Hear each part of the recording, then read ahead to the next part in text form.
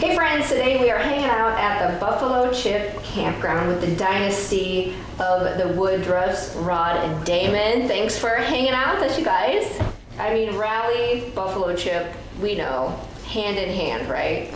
But let's talk about Buffalo Chip at its core and how it all began. It's a simple story. I think a lot of people around here are familiar with it, but there was a time back in the late 70s, early 80s, where the people that lived in Sturgis wanted to get rid of anybody on a motorcycle, figure out a way to keep them from coming into town, close the park, just made it kind of unfriendly for people.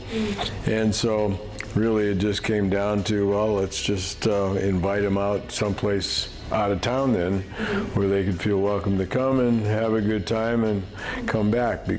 So really that was the genesis of the whole deal. So we found a lady that would lend us some land that was close to town and had a nice little layout for it, a little hillside we could work with. And then what happened is everybody had fun. We had a little bonfire out there. A couple of people brought some beer and everybody was drinking beer, telling stories. And then they come back next year and did it again and brought some more friends and just kept up working that way, right?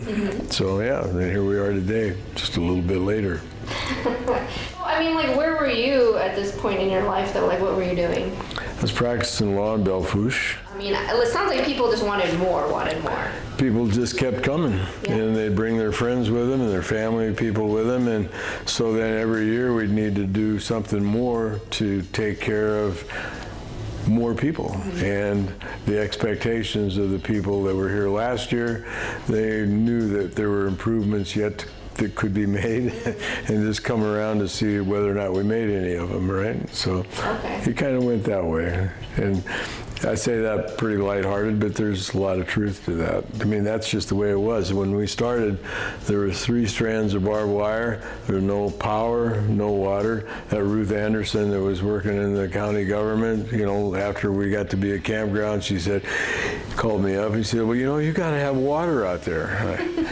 And we had to drill a well, right? One thing after another, you got to do this, you got to do that. So it always, as long as it was making for a better experience for the people that were coming, it worked, right? And we would do it.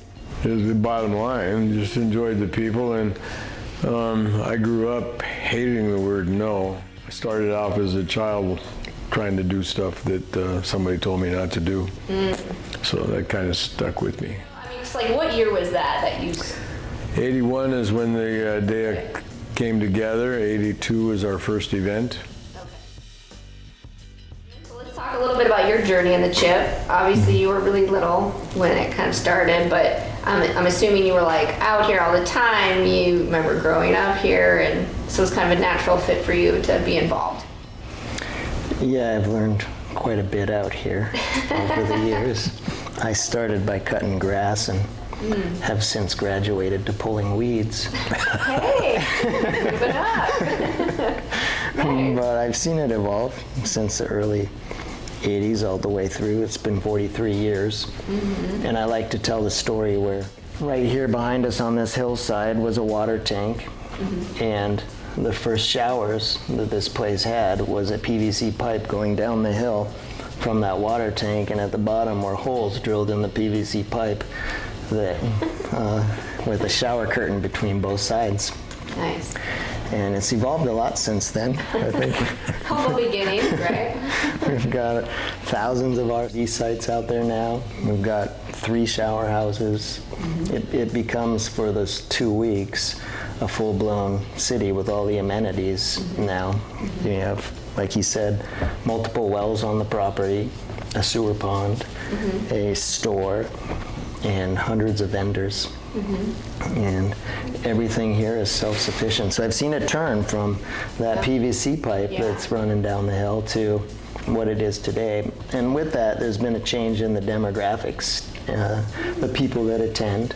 If you look at the first, I have a photo from the stage of the audience in 1982, and there's 1 woman in the audience. And now it's a good 60-40 split.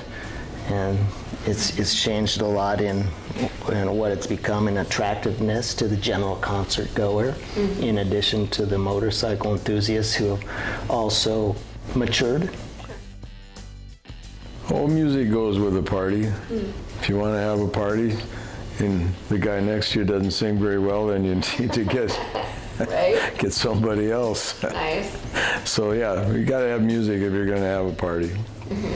The pillars that have evolved have been motorcycles, music, freedom, and friends. And we try to adhere to all four of those pillars, because you get those together, it makes a unique event. Not only that, but it also creates a fun environment. Everybody has their favorite song you dedicated to your girlfriend or husband or whatever. And everybody has a moment in their life where they remember their first concert or experience. So those moments become stories of your life, and ultimately the story of your life, right? A part of that story and who you are. And what we do is just provide a place for people to come and let loose, and that's the important part, is the music, because thematically it's common ground. Motorcycles also here because of this common ground. And a lot of people tell us they have more friends here that they make because of the intense 2 weeks of experience that they have at home. We've had a number of people who just tell us the experiences they've had out here, the friends they've made there, have changed their lives in better ways, and family people as well. And we've had many marriages happen here. Yeah. And it really changed those intense moments, and they identify with something that they decide is so important in their life. They're going to be buried there, or their ashes spread there, or get married there. That's pretty significant. Yeah, that's intense. Present day, 2024, I mean, you're having people like Kid Rock and Jelly Roll, like some of the biggest names in the industry, coming to Sturgis, South Dakota, Buffalo Chip. Yep, it's quite a contrast, because when we started, you couldn't get people to say South Dakota no matter what. They've been going 43 consecutive years. Yeah. So you've been doing this for that long. Yep. And so now the time has come to give some of the responsibility to your son, right? Yeah. About this transition, or what? Well, it's just nice. I mean, a business gets so big, you can't do it all to start with. And so, God, you're supposed to be hiring people, and you don't know people, interview people and stuff, and then it turns out, you've spawned some pretty intelligent people that actually can do it and have an interest to do it, and you get to share with your family, which, you do things for your whole life so you can leave something to your family. Better, I think, just to be able to leave from a business, for example, that they enjoy, and take care of their kids, right? Yeah. So that's really where it all comes down to. That transfer of your dream doesn't come easily, but the whole family is involved. My real mother, my stepmother, sister, my grandfather, and there's been nieces and nephews. It's like the farm mentality. It's people. You got all these friends that you made all these years, and geez, who knew? It's another thing you didn't expect. All of a sudden, people from all walks of life from all over the world. We managed to grow every year. We're growing this year as well, growing very well this year. We're going to have a very strong year, strong attendance. More than a bucket list thing. It's why we have ashes spread here all the time, right? It becomes a big part of their life. So we're happy to be able to do that. Well, that's the point of it.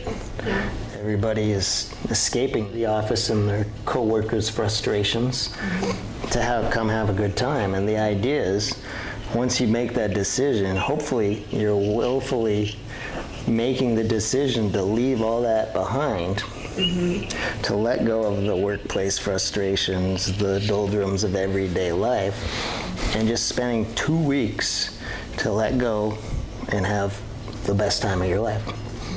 Just where the best party anywhere came from. That's what I feel like people find here, is those moments of letting go.